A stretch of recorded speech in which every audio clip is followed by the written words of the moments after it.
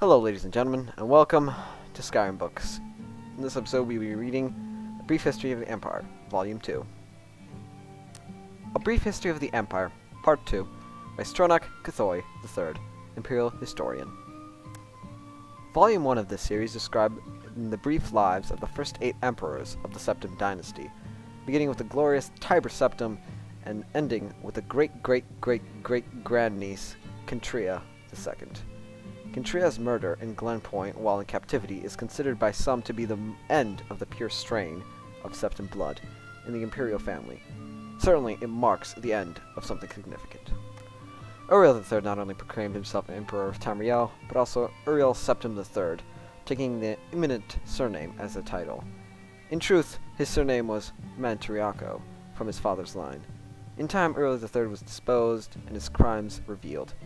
But the tradition of taking the name Septim as a title for the Emperor of Tamriel did not die with him.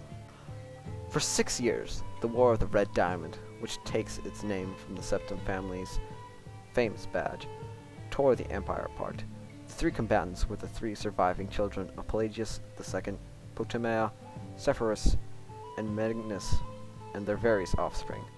Potamea, of course, supported her son Uriel III, and had the combined support of all Skyrim and northern Morrowind. With the efforts of Sepphoris and Magnus, however, the province of High Rock turned coat. The provinces of Hammerfell, Somerset Isle, Valenwood, Elsewhere, and Black Marsh were divided in their loyalty, but their most kings supported Sepphoris and Magnus. In 3rd Area 127, Uriel III was captured at the Battle of Ichdag in Hammerfell.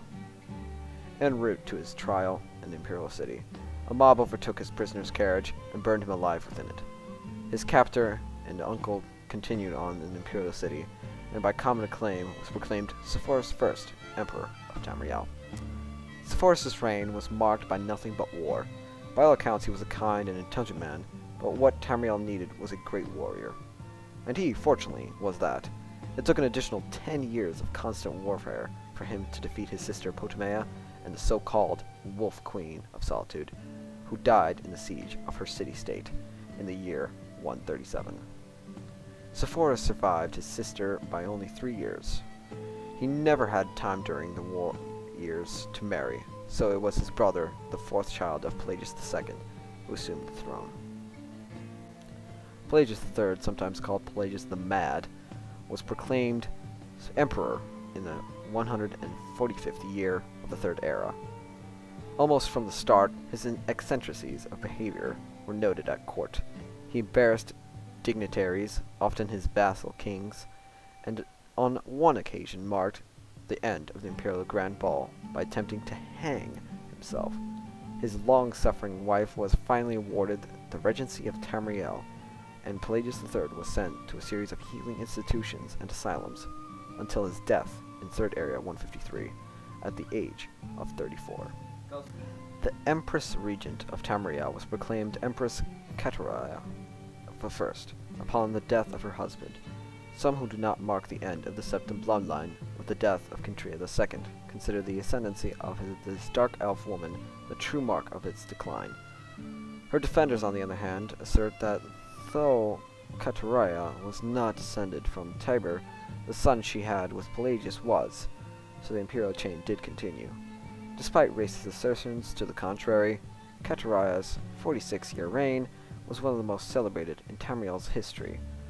Uncomfortable in the imperial city, Kataraya traveled extensively throughout the empire, such as no emperor had since Tiber's day. She repaired much of the damage that previous emperors' broken alliances and bundled diplomacy created.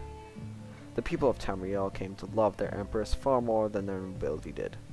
Kataraya's death in the minor skirmish in the Black Marsh is a favorite subject of conspiracy-minded historians.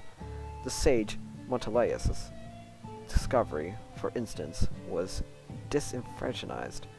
When Cassander assumed the throne upon the death of his mother, he was already middle-aged, only half-elven. He aged like a Breton. In fact, he had left the rule of Wayrest to his half-brother, Uriel, due to poor health. Nevertheless, as the only true blood relation to Pelagius, and thus Tiber, he was pressed into accepting the throne. To no one's surprise, the Emperor Cassander's reign did not last long. In 2 years, he joined his predecessors in eternal slumber. Uriel Lariat, Cassandra's half-brother and the child of Cataria I and her imperial escort Galvier Lariat, after the death of Pelagius III, left the kingdom of Wairus to the reign of Uriel IV.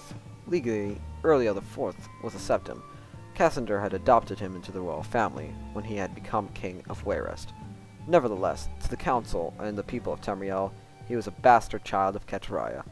Uriel did not possess the dynamism of his mother, and he, in his long 40-year reign, was a hotbed of sedition. Uriel, the fourth story, is told in the third volume of the series. And that was the second volume of A Brief History of the Empire. Thank you for joining us, and see you next time.